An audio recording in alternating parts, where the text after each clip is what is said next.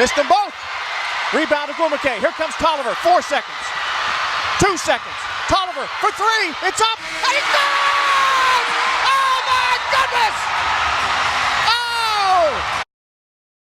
Oh! Here's the windup in the pitch.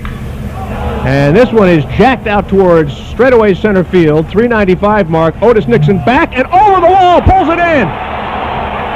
Oh, was that a veteran play? Larry Burnett and Michael Thompson back with you here at Staples Center. We've got the Lakers and the Chicago Bulls tonight. Drive by Odom. Kick to Kobe. Kobe inside, spins, fades, and scores! Woo! Cook out top against Chris Mim, and we are underway. The Lakers have it first, going from right to left. If you're watching your radios, that's from the big numbers down to the little ones. Payton spins, drives, and puts it in with the left hand. Gary Payton with the drive and the hoop. Butler from in front of his own bench, missed the three-point shot. Mim gets the rebound, and the Lakers will reset. No, they won't. Atkins will fire and nail the three-point shot. We don't need no stinking resets. Fire up the three. Lakers are up by one, 97-96. Oh, there she goes, right down the middle. Williams puts it in. Goal, Pepperdine. And Williams, with her 10th of the season, puts the Waves on top. Welcome, everybody, to Sparks Basketball. I'm Larry Burnett, along with Mary Murphy. She's filling in for Lisa Leslie tonight. You look at the Sparks record 1-6, and you say, what kind of game is this going to be? We think it's going to be good because Phoenix and the Sparks have met twice this year. Phoenix has won both games, but it's been by a total of only 2 points. Has it top left. Wants a three. Line drive in and out. Another offensive rebound by Hoffman. Just takes it out for a three-pointer left side. That's no good. Rebound tipped out. Parker on the run. We're going to get a dunk here. Yes! She did it! Scott Rederath, the quarterback, sets him up in the I formation with the flanker to the near side is Linneman. And they give the ball this time to Kenny Hamill. He's got big yardage. Up across the 45, up across midfield, finds the blocker, and gets inside the 45-yard line of Bird Island, Lake Lillian, before he is brought down on the play by number 77, Jeff Anderson. Hi, everybody, and welcome to West Coast Conference Women's Soccer. We are happy to be in beautiful Malibu, California today for the conference opener for Pepperdine and Gonzaga. I'm Larry Burnett along with Danny Lee. You look at this Gonzaga squad, they've had some injuries. They've been struggling their way through this season, but you talk to their head coach, Amy Edwards, and she said, absolutely the most dangerous player on our squad is Katie Baggerly. He flips it along the boards over to Fulmer. Here comes Cates. Taken away by Purper. 3-3 game, 18:43 remaining. Got a quick chance to see Kevin Hartzell in between the second and third periods, and his was a look of total frustration. Here comes Bishop on Ryan.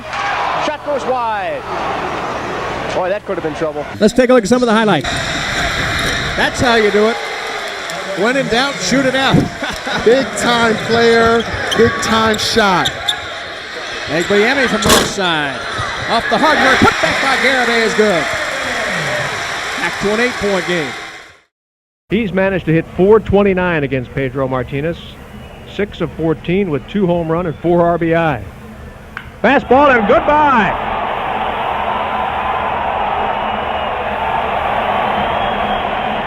That one is gone. A shot into the Dodger bullpen in left. A fastball from Pedro Martinez, and Mike Piazza put the tattoo on that one. 3-1's the count. 2 outs here, top of the fourth. Piazza sets up outside. Pitch comes down the middle, and it's lined out to the gap in left center. Otis Nixon back to the wall and steals another one. Otis Nixon. This pitch high and inside. Guillen hits the dirt. I don't think it was as bad as he made it look. But then again, when that fastball is coming near your chin, it usually looks worse, doesn't it? 2 balls and a strike. The count on Guillen. Very lazy breeze. Hardly noticeable. Oh, my goodness. This one doesn't need a breeze. He rips it out to left. It is gone. Guillen got knocked down on the 1-1 pitch and then teed off for the home run. 3 balls, 1 strike to count. Here's the pitch to Butler. Fastball, and he puts it down the right field line. That could be extra bases. It drops in. Gagney's around third. He'll score. Butler's on his way to second. He's in with a stand-up double. His 3rd hit of the day. This fastball on the outside corner, strike 2. Well, Guerrero's, if he's trying to guess, he's not guessing very well. No balls, 2 strikes to count. Let's see where Valdez goes on this one. Breaking pitch, and it's lined down the left field line. That could be extra bases. Kirby's over. Gets it in foul territory. The throw coming into second, not in time. And Guerrero has his second hit of the afternoon off Valdez. Gagne trying to keep Guerrero close at second. Swinging strike at a fastball. Down the middle and on the knees, and Fletcher couldn't get it. 2 strikes to count. Runner on second. Dodgers leading 1-0. Bounce down to second base. Wilton Guerrero gloves it, throws it. Dodgers get the win. Farmers get you back where you belong. Larry Burnett, Michael Thompson back with you here in Oakland. Here's the second try. That one's up and good. So we're all tied at 102. Clock starts, 1:10 to go. Claxton across the line, picked up by Brown. Dribbles to the left side. Mim comes out. They'll swing it right side now to Murphy. He passes out top. Claxton, dribble drive into the paint, pulls up at the elbow left side. Too strong, it's off the heel, and Brown's got the rebound. Boy, Pierre Brown putting in some serious minutes here in the second half. Rudy T says, move it up, let's go. 45 seconds to play. Who's the go-to guy here? Going back to Lamar. Got to be Lamar. They free him up on the right side. Faces up on Go floor. around him. Take it to the basket, Lamar. Dribble drive inside. The jump hook with the left hand. Hit on the iron twice and wouldn't go. Tie game. 28 seconds to go. And Golden State's got the basketball. Claxton drives baseline. Turns around. Gets it over to Foyle. Now hands it back. 10 seconds on the shot clock. 18 on the game clock. 6 seconds down. Claxton to Foyle. He drives inside. And Foyle gets called for the foul. A break for the Lakers. With 12.6 seconds to play, they'll get the basketball back with the game tied at 102. Donald Foyle is fouled out. This is what happens to teams on losing streaks. They just can't close out games. Now they're going to send out Brown and Butler. Chucky Atkins, Lamar Odom, and Chris Mims. Mims got 5 fouls. The Lakers were inbound in the front court right in front of us on the near side of the arena. Tommy Nunez Jr. has the basketball. Caron Butler will handle it. 12.6 seconds is a lifetime, but A lot of time. the ball's got to either go to Chucky or to Lamar for this last shot here. And you don't want it to be an outside shot. Take it inside. Butler gets it into Odom. He's out at midcourt. 10 seconds. Got to go now in case there's a miss, Lamar. Get a second shot. 6 seconds. He makes his move. Odom down the lane. Puts it up and scores! He scored the layup with 1.3 seconds left. The Lakers are up 104 to 102, but 1.3 seconds left is enough time to do some damage. Dunleavy will handle it from the far sideline. He's at the hash mark. Some kind of cross screen across the top of Derek Fisher, so they can just switch everything. Just switch everything and watch anything at the rim. Nobody guarding the inbound. There's Fish. Ball comes in, gets to Claxton. Claxton fires up a 3. It's no good. The Lakers win it 104 to 102. This is Shaquille O'Neal. We all know the truth. Larry can't shoot free throws. Larry can't dunk. He can't even play basketball. But he sure can talk. So call him right now on the Lakers line. Lakers time, 570 KLAC.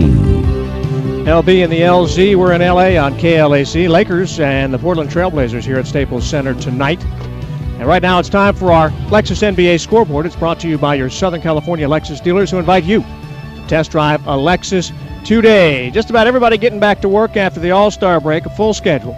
They're in the third quarter at Indiana, with the Hornets leading the Pacers 71-53. Ask me how bad Super Bowl 48 was. How bad was it, Larry? The last time a Bronco looked that bad, OJ was lying in the back seat.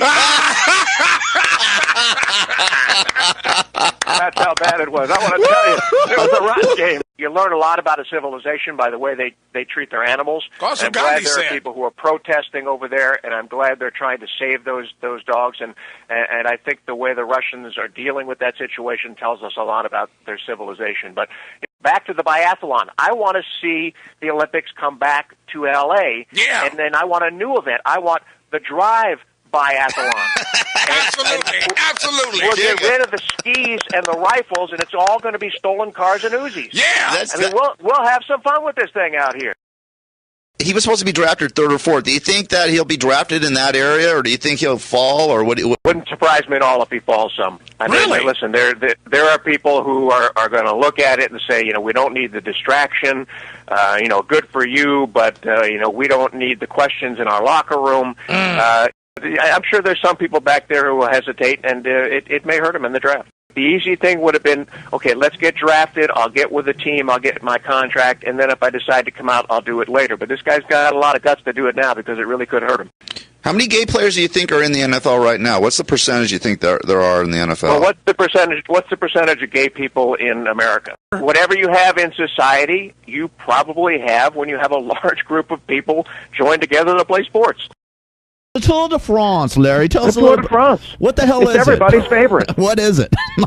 It's everybody's favorite. It's a bunch of pedal pushers over in France, and they ride their bikes, and they go through the mountains, and then they stop, and they stay at a hotel, and they have a nice meal, and then, when it's nice in the morning, they get up and start riding again, and I'm thinking, you know what? Come on. You guys are a bunch of wimps. If you want to have a bike race, you start in Leeds, and the first one to Paris wins. Exactly. And I don't want any stopping along the way. I want you to put a light on your bike and a reflector and go at night. I want to see you go through the Alps and make this thing interesting. None of this stop and let's get pampered and have a massage and first one to Paris wins. Come on, let's do it right. I love it. It's Larry Burnett. It's Larry Burnett. Alrighty, baseball's All-Star break is over, so it's back to work for the Dodgers and the Angels. The Blue Crew starts a 9-game road trip at St. Louis this afternoon. Dan Herron gets the start. The Dodgers begin the second half in first place in the West. They've got a 1-game edge over the Giants. Dodgers ace Clayton Kershaw is looking forward to the second half of the season. It'll be a fun race down the stretch, and we're right where we want to be. Short but sweet, the Angels will send Jared Weaver to the hill against Seattle tonight at the Big A. The Halos have been red hot, but they still trail first place Oakland by a game and a half in the West. Still, All-Star MVP Mike Trout likes what he's seeing. I knew we were capable of doing it. It's going to be a fun second half. Should be fun. In golf, Rory McIlroy beat his Freaky Friday jinx today. He shot another 66 and now leads the British Open by 4 strokes over American Dustin Johnson. Just another really solid run to golf, and I'll need 2 more of those again. Got to get 2 more. Americans Ryan Moore and Ricky Fowler are both 4 shots off the pace. Tiger Woods got off to a terrible start again. He hasn't driven this poorly since he backed his SUV into a tree. Woods carded a 77 and just barely made the cut. I got off to a terrible start again, and I had some opportunities to make a few birdies along the way to get back to even par for the day, and I just never did. Nope, didn't do it. In the Tour de France, Vincenzo Nibali won stage 13 in the Alps today and extended his overall lead in the event. In hoops, Udonis Haslem has signed a 2-year deal with the Heat. His former Miami teammate LeBron James took to Twitter today for help in deciding which number to wear next season for the Cavs. LBJ wore number 6 in Miami and on the U.S. Olympic team. He wore number 23 in high school and in his early NBA years with Cleveland. I'm Larry Burnett. That's your look at sports. Alex Rodriguez should not be in the Hall of Fame for pure arrogance. I don't care about anything else. I mean, that eliminates you right there. But what would have happened to baseball after the lockout if McGuire and Sosa and Bonds had not been taking steroids and blasting those baseballs out of parks all over the place? Would the people have come back? It'd have been like would soccer. Baseball have been the same? It'd been like soccer. Yeah, here well, in the United States. I mean, without that, I don't know if baseball is today what baseball is today.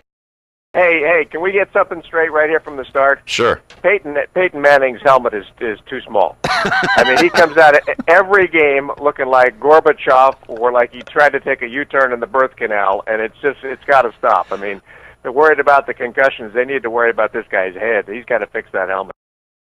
If you're going to say that Dennis Rodman is a diplomat, you might as well say that Charles Manson was a social worker. I mean, it just isn't so. I mean, listen, this guy is hanging on. He's trying to run some overtime on his 15 minutes of fame. He got some guys to go with him. I'm sure there's some big paychecks involved. These guys are all hangers on. Several of them are former alcoholics or continuing alcoholics. You deal with Dennis. You know what you're getting into, and it's just become a big political fireball over there now with the things he's said, and he's been out of control. And I'm sure a lot of the guys that are with him now wish that they weren't with him and wish they hadn't gone. But I'm just wondering about Manning and why he doesn't cash in on this. You know, wouldn't that be great Sunday if he comes up to the line and all of a sudden he yells, Papa John! Papa John! Good deal! Good. And how about even take it a step further? Let's get the corporate sponsors in on this, you know. Ford, F-150, lease, $3.99. I mean, can you see that? I can't believe the NFL hasn't cashed in on that already. I love having him on the show, man. He's funny. I mean, he's unbelievable, man. He's just not the normal sports guy, so he just kicks out.